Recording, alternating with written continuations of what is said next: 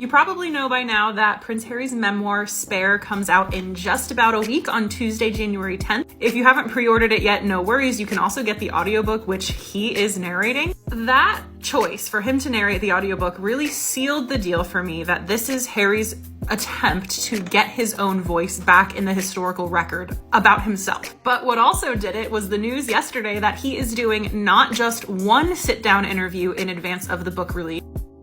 On Sunday, January 8th, we will get 2 interviews with Prince Harry, one with ITV, which is a UK news network, and the other on 60 Minutes with Anderson Cooper. Anderson Cooper you know and hopefully love, but let's talk a little bit more about this ITV interview because this is the one that kind of stuck out to me. For that interview, Harry is sitting down with Tom Bradby. Tom has been a royal correspondent since the 90s, and he has known Prince Harry and his brother Prince William since they were teenagers. He accompanied Meghan and Harry on their South Africa tour, and he is the one who interviewed them as part of that palace-approved documentary on this tour. He's the one who asked Meghan, famously, if she was okay. But he's not just a Sussex shill, as I'm sure they're already calling him on Twitter. He conducted Will and Kate's engagement interview. He's been in the game a long time. He is a trusted source on the royal. He's not Oprah. He's not Martin Bashir. I think having Tom Bradby was such a genius move on the Sussex's part because it takes the criticism of the interviewer and the way it's structured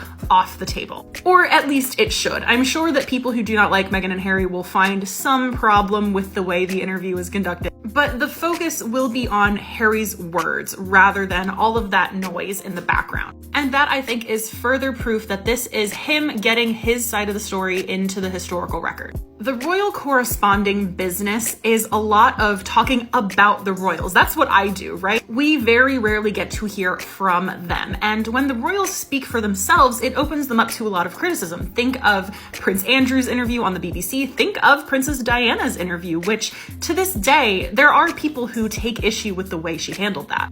Writing the book, doing the documentary, doing the interviews is a way to ensure that at least his and Meghan's side of the story end up as part of the historical narrative. And I think that is really smart. I'll show you just a little clip from the ITV interview, the teaser that they shared. I've been saying this for a bit now. I don't think we're gonna get any bombshells in this interview, but rather this is Harry's attempt to say nothing about us without us. I think we're gonna hear from him things that we've either heard before or which have been speculated about for a while, but we're gonna hear it for the first time from him.